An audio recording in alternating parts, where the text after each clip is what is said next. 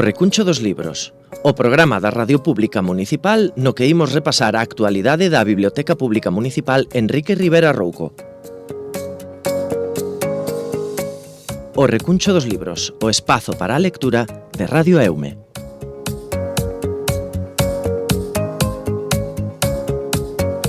Pois como a cada almos volvemos a abrir o noso recuncho dos libros aquí en Radio Eume e coa mellor das compañas, Anabel Alonso, bibliotecaria municipal. Moi bons días. Hola.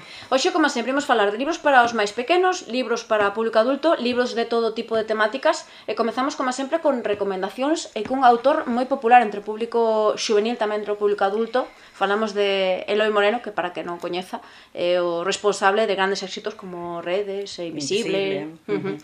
Sí, traigo vos en esta ocasión unha proposta un pouco diferente porque para público infantil normalmente o fondo que temos é máis dedicado a público juvenil ou adulto e, bueno, é unha especie de colección de relatos como para ler un relato ao día, digamos, ¿no? Entonces, son relatos nos que Eloi Moreno pues, recolle tradicións de relatos tradicionais e os adapta, digamos. E digamos que el propón como unha especie de maneira de ler o libro, ¿no? Que sería pues, ler un conto ao día antes de deitarse para pensalo, para comprendelo, digamos que para que ese conto nos axude, digamos, a enfrontarnos ao mundo e a entender o mundo.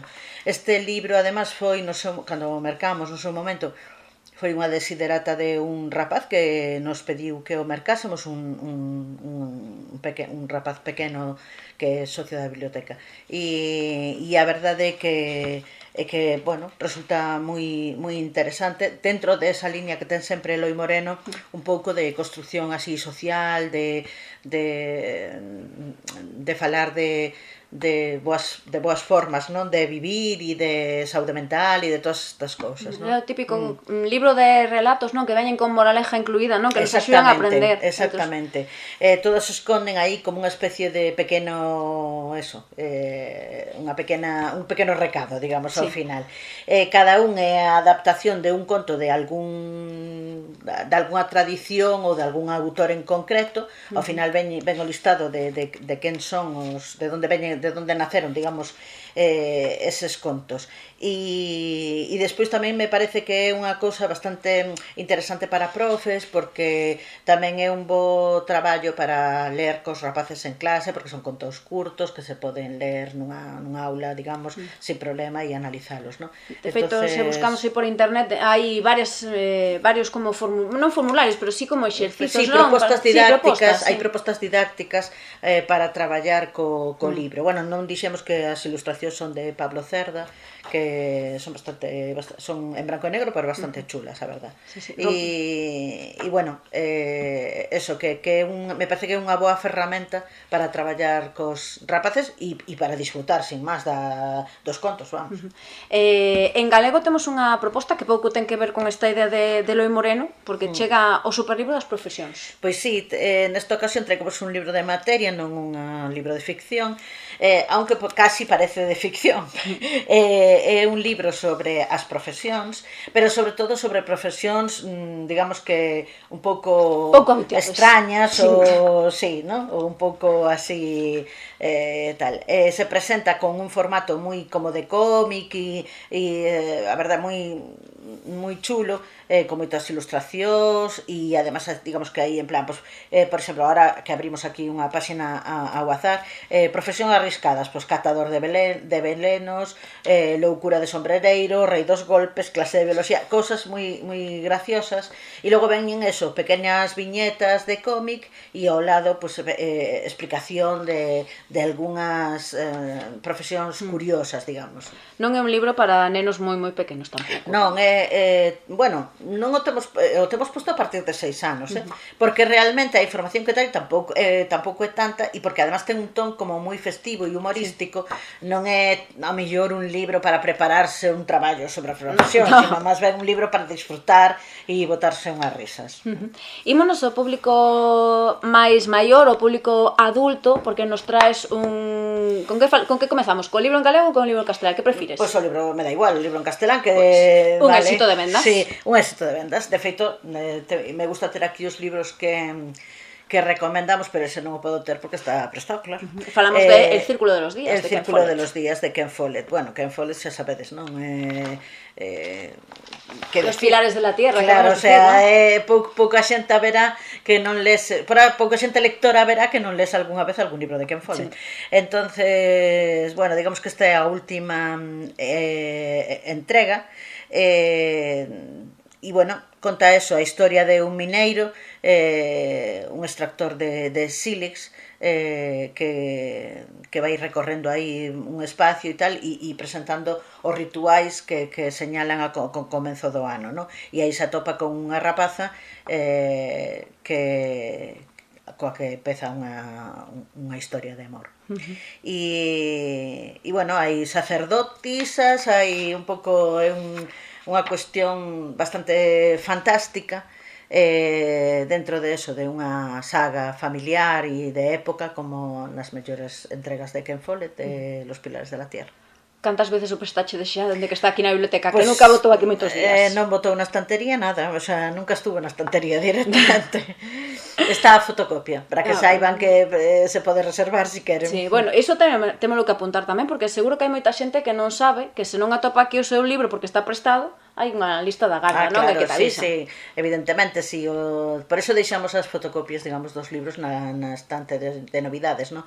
Se alguén ve ali algo que lle interesa e está prestado, pois reservámoslo e cando o devolven, pois chamámoslo para que o veña a recoller.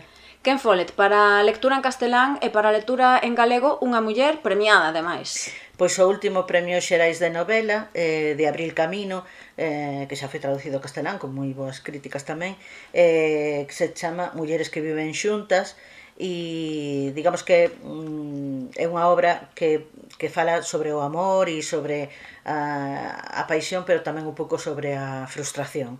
E, bueno, é un libro que se achega á temática LGTBI e creo que bueno, lín moi boas críticas do libro, o sea que creo que pode realmente ser moi interesante. Sobre todo interesan os personaxes que están moi ben construídos e bueno, animo-vos a que además é un libro que se lee relativamente doado, sí, porque é un libro curto, o sea que animarse. É a primeira vez, non? Que Abril Camino se mete a escribir en galego. Sí, é a primeira vez, sí. E a verdade é que xa ten bastantes libros en castelán e con este primeiro libro en galego gañou un dos premios máis importantes da literatura galega. Pois temos aí esa novidade en galego para o público adulto.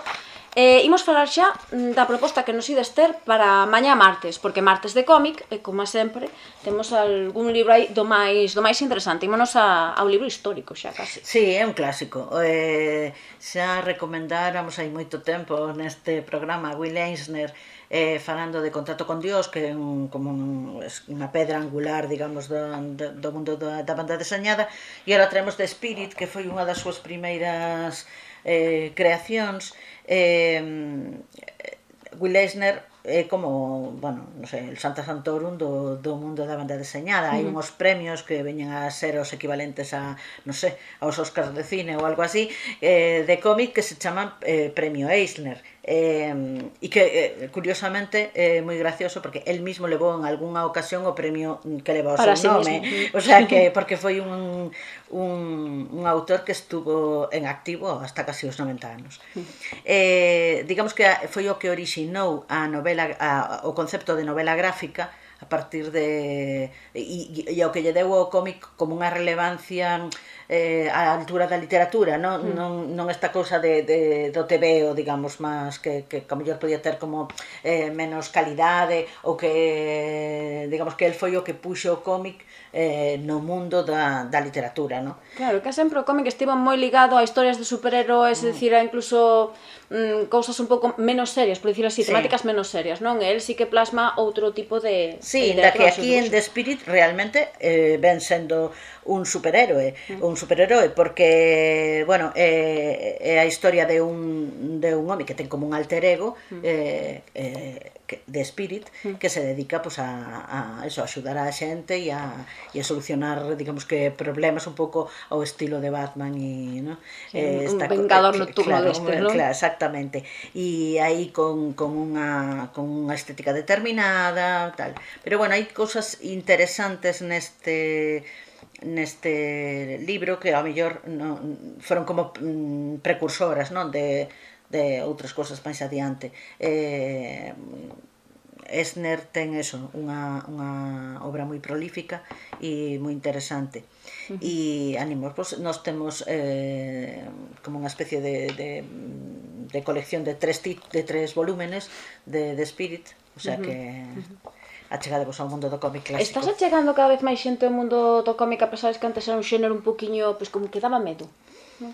A verdade é que este ano facendo minando os préstamos do ano pasado, no? Facendo a estatística, prestamos máis cómic do que prestábamos, sobre todo nos nenos máis pequenos, o cal que está estupendo, a verdade. Sí, é unha forma estupenda de entrar na literatura, ao mundo do cómic. Sí. Nomes así que nos recomendas así para os máis pequenos da casa? Pois xa recomendamos o ano pasado, o programa anterior, o Capitán Lentella, sí, Miñoca e... non me sale agora, Miñoca, as series de Miñoca, sí, que tamén están moi guais. Recomendáramos aquí tamén algunha ocasión los diarios de Cereza, que tamén son unha cousa, o sea, son moi chulos tamén, pero os nenos levan sobre todo manga, Naruto, sí, Dragon Ball, esas cousas. Creo que anda tiñades por aí algún libro de Dr. Slum, Eu creo que teño levado Dr. Slum. Sí, digamos que esas cousas son as que máis se prestan. Pero hai moito cómic tamén clásico, Llerón, Callerón, ou estes cómics de formato grande, pois temos a colección de Asterix, a de Tintín, sí, todos esos Superhumor clásicos. E todas estas cousiñas, sí, tamén. De superhumor temos menos, temos moito Mortadelo e Filemón, pero bueno, quero dicir que Mortadelo e Filemón, por exemplo, se sigue prestando moitísimo. É moi curioso porque xa é ten uns anos, digamos, sí, e xa foi o que nos acompañou a nós na nosa infancia, e os nos siguen prestándoles moito, siguen levando moito Mortadelo e Filemón, o sea que é unha cousa peculiar. Bueno, pois está ben que a xente tamén confíe en algo máis que en novela, que en contos, en poesía. Hoxe, que proposta nos traes con respecto ao noso patrimonio? Onde nos vamos de viaxe? Pois vámonos a Tui, e digamos que o conxunto histórico da cidade, que é o segundo en importancia de toda a comunidade autónoma, e foi a capital dunha das 7 provincias galegas. Traigo vos un libro para a colación, digamos, de recomendar, ¿no? Que se chama O Tui Antigo, unha aproximación histórica e arqueolóxica, que explica un pouco como foi evolucionando a cuestión urbanística, digamos, dentro do concello de Tui, e me parece moi interesante. Cádranos un pouquiño lonxe, porque está casi aí a outra esquina de Galicia, pero bueno, sería moi interesante achegarse e botarlle un vistazo, digamos, a ese conxunto histórico monumental, medieval, que se conserva estupendamente e que ten unha importancia a nivel artístico moi grande. Sí, que hai moito máis que a ponte sobre o río Miño. A verdade que sí, é un sitio precioso, moi recomendable de visitar, e tamén a hora de comer, pois xa que estamos, pois tamén, comese moi ben por aí baixo. Cando cerca de Portugal, sempre te podes achegar a comprar mercado nas calles, xa que estamos. Deixamos este apartado dedicado á viaxe, ímonos ao mércores de poesía, mércores de entreversos, porque hai uns días falábamos neste caso dun autor estadounidense como era Walt Whitman, e hoxe traesnos tamén outro autor que español non é, galego tampouco, porque nos imos a Italia. Sí, traigo vos a Giacomo Leopardi e os seus cantos, a figura máis representativa do romanticismo italiano, e quizás seguramente do romanticismo europeo en xeral, non? E este libro de cantos témolo en galego e en castelán, e esta edición que vos traio, que é a edición en galego de Espiral Maior, está traducida por Suso Pensado, que foi un dos gañadores do premio Uxío Novoneira no seu momento, cando se facía o premio de poesía nas Pontes, o premio Uxío Novoneira gañou nunha das súas edicións co seu poemario A Tarde. E é profesor de francés e filólogo, e nos trae esta traducción que no libro aparece, digamos, a versión original en italiano e a versión en galego dos cantos de Leopardi, que é todo un clásico. E a verdad que o que estamos dicindo sempre, que revisita los clásicos de cando en vez, pues está moi ben. Botarlle un ollo. Sí. Pois esta semana semella que vamos seguir con choiva polo medio, Anabel. Temos proposta para os xoves de libro e peli, e ademais unha proposta que a min encántame porque é un dos meus autores favoritos, como é Manuel Javois. Pois sí, traigo vos a primeira novela de Javois que publicou en galego, que se chama A Estación Violenta, e que no seu momento tuvo a súa adaptación a película que fixo Anxos Fazáns. Conta a historia de uns rapaces que estudian en Santiago, que se coñecen estudiando en Santiago e que se fan amigos, e digamos que un tempo despois se volven a topar, dous deles son parella e alugan unha casa en Sanxenxo para pasar un tempo, porque unha delas se prevé que ao mellor non viva moito, e entón están aí intentando como recordar, e son días de praia e de a min Javois me parece un autor moi interesante, me gusta moito como escribe, e a película que tuvo moi boas críticas no seu momento, unha película de 2017 que podemos ver na plataforma de A Galega, o sea que calquera persoa pode acceder a ela sin problema. Temos aí a Nerea Barros como unha das protagonistas, a Xana Arias, non? A verdade que José Barato, o sea, bueno, uns actores interesantes, e creo que vai estar, bueno, eu creo que é unha película e unha novela moi interesante. Calquera outro día podemos falar de outros libros de Javois que temos tamén na biblioteca. Miss Marte creo que tamén anda por aí, Mala Herba, que a verdade que son moi chulos. Ímonos a Benres, a autora do mes, tamén unha autora da que se fixeron moitísimas adaptacións en teatro, en cine e demais, como é Agatha Christie, non? Que nos contas dela esta semana? Pois traigo simplemente unha pequena anécdota da súa vida para esta semana, que no 1926 Agatha Christie desapareceu durante un par de semanas, ou 3 semanas, ou así. Parece ser que sufriu unha crise psicolóxica por algún problema co seu home, co que estaba medio en proceso de divorcio ou algo así, e desapareceu. E esa desaparición digamos que tuvo ao país en vilo, porque xa era unha persoa recoñecida pola súa obra literaria, e se creou como unha especie de mito ao redor desa desaparición, e eso además tuvo logo se reflectiu en algunhas obras audiovisuales. Hai unha película dos anos 70 que se chama Agatha, na que se fala de esa desaparición e dos razóns posibles de esa desaparición, e na que Agatha Christie é nada menos que Vanessa Redgrave, e con ela está Dustin Hoffman, o sea que esa película vale a pena revisitala. E despois deu tamén orixen a unha serie de pelis.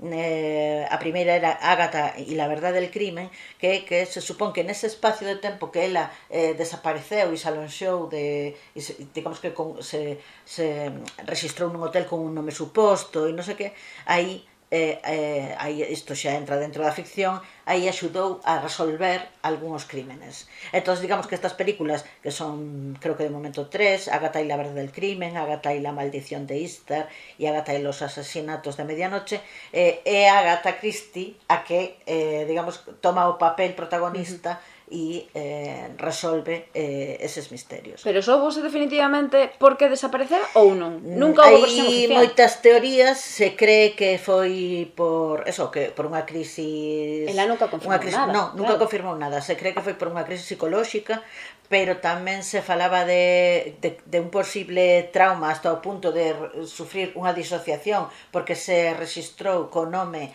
da amante do home. E todos pensaban que a mellor houbera aí unha especie de disociación, pero tamén se falou incluso dunha maniobra publicitaria para darlle máis pulo aos libros, porque se convertiu nunha digamos, no cotilleo nacional, ¿no? de donde estaba Agatha Christie, e se pensaba que a mellor tamén podía haber aí detrás, pola parte dos editores, un interés de que se fixera aínda máis coñecida e os libros se vendesen máis. Máis mulleres, esta non desapareceu porque esta é local e vive aquí nas Pontes como é Conchi Pardo, é a protagonista da vosa recomendación dos libros de Nanos Ávila desta semana, o seu Relatos e Vivencias. Pois sí, este libro que casi vimos aí crecer aquí na biblioteca, de Conchi, que se presentou pouco despois da pandemia. 2021, creo que foi, abril do 21. Creo que íbamos a presentar e debido ás restriccións da pandemia se foi adiando un pouco. De feito, eu creo que sí, chegou xusto cando estábamos en casa o libro, porque lembro un vídeo que Conchi nos compartiu dela recibindo os libros en casa cando todavía non se podía salir e... Sí, eu acordome entrevistala coa mascariña posta no estudio, ela nun lado e no outro, sí que me acordo desas cousas, sí. Bueno, pois Conchi Pardo é unha rapaza que participaba no Relendo a Vida e que se lanzou a escribir este libro que conta un pouco pois as súas vivencias persoais, a súa infancia, as súas viaxes, e que resulta moi agradable de ler e nos achega pois a vida cotiá de calquera persoa nas Pontes. Ela originariamente viviu inicialmente en Roupar hasta xa adulta, pero bueno, que pode ser calquera casa rural de calquera sitio das Pontes ou de Galicia, non? E nos explica un pouco eso, pois como foi a súa vida e representa, a mí me gusta moito este libro porque creo que representa como unha forma de empoderamento, sabes, moi interesante, bueno, porque ela tiña certas dificultades e conseguiu facer unha historia moi ben feita, moi ben escrita e moi currada. Ademais, é unha muller que tiña certa idade xa cando escribiu, é dicir, non é como unha rapaza agora nova. Hai uns días falábamos desa presentación de Zaida Picos, tamén tivemos aquí outras presentacións de rapaces e rapazas, Cris Arias e demais. É dicir, poñerse a escribir a un libro a partir dos 50 e pico anos. Sí, e con menos formación e todo eso, aunque é unha persona moi autodidacta que fai moitas cousas, porque non solamente escribe, tamén pinta, tamén fai cuestións manuais, fai encaixe, o sea, é unha muller que fai moitas cousas, non? Sí. Pero bueno, está, a verdade é que recomendo que lle botedes un ollo porque está moi interesante. Ademais, o que apuntabas ti, importante tamén, eu quero dicilo, porque se non ti nodis, que botaches vosotros unha man tamén importante, tanto Macarrego dende o 5 Matí, que tamén animaches. Bueno, máis que nada apoyamos, digamos, a súa propia iniciativa. Nos poucos fixemos, a verdad. Nada, darlle un pouco de apoio e animala. Eso foi o que fixemos. Falabas dese Relendo a Vida, que a partir de aí nacían estes relatos de Conchi. Vemos o importante, non? Que son eses encontros que mantedes cada 15 días para falar pois de calquer tema e compartir opinións, non?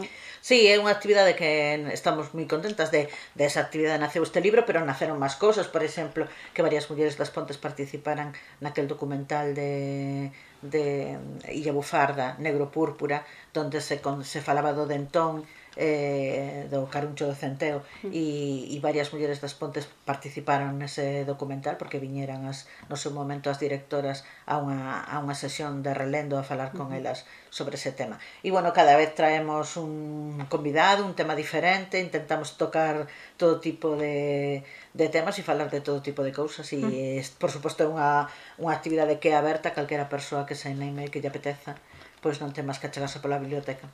E que temos esta semana para os xoves na Biblia? Porque claro, estamos en semana de entroido, como a quen di, e a proposta tamén chega así un pouco creativa. Non sei se vamos deseñar carautas, que podes facer? Pois é un obradoiro de manualidades para debuxar caras. A idea é aprender a facer diferentes expresións, caricaturas, bueno, un pouco por aí. Se sabedes que últimamente en Xoves na Biblio, polo menos unha das actividades do mes está enfocada a algún tipo de obradoiro, de manualidades, sí, ou de pintura, de lo que sea, e nesta ocasión pues traemos este con Silvia Penide, no, Silvia Rábade, Silvia perdón, Rábade. Estaba Silvia Rábade, para facer este obradoiro de diseñar caras, que non ven mal para o antroido se queremos facer unha caricatura ou queremos facer unha careta propia. Esta semana estades máis creativas porque tedes ese xoves na Biblio con ese deseño de facianas, de caras, pero hoxe pola tarde temos obradoiro de lettering tamén. Chega Belén Lamera con ese obradoiro de lettering, a verdade é que tedes unha semana moi completa. Sí, este obradoiro de lettering, as actividades que veñen gracias á Diputación da Coruña e que está enfocada a un público xuvenil. Bueno, unha cousa, nos obradores de lettering que tuvemos antes foron moi exitosos, esperemos que este tamén o seña. Sí, bueno, a verdade é que os anteriores foron a mellor para un público máis pequeno. Máis pequeno, sí, estes están enfocados a rapaces máis maiores. É que temos xa algunha outra proposta dentro da Deputación da Coruña no tinteiro, imos calar e xa falaremos disto dentro duns días. Estades traballando en que? Estamos traballando xa no Día do Libro, que temos aí xa unha proposta tamén, pero bueno, diseñando xa a programación acabando de diseñar xa casi completamente a programación de marzo e bueno, e tamén xa botándolle un ollo ao Día do Libro. Pois aí quedan esas propostas que nos trae esta semana Anabel. O vindeiro luns non temos descanso, non nos imos de vacacións, male a ser antroido, teremos novo recuncho dos libros a 1 da tarde aquí en Radio Eume con máis recomendacións, con máis actividades e seguiremos aí tirándolle da lingua a ver se nos conta máis cousiñas que nos chegan xa para as vindeiras semanas. Graciñas, Anabel. Gracias a vos. Pois isto foi todo no recuncho dos libros de hoxe. Nos volvemos a vindeira semana con máis novidades e actualidade da Biblioteca Pública Municipal Enrique Rivera Rouco. Que teñan unha moi boa semana e lembren que, como dirían os da Ría, hai que ler, inda que sexa sempre o mesmo libro.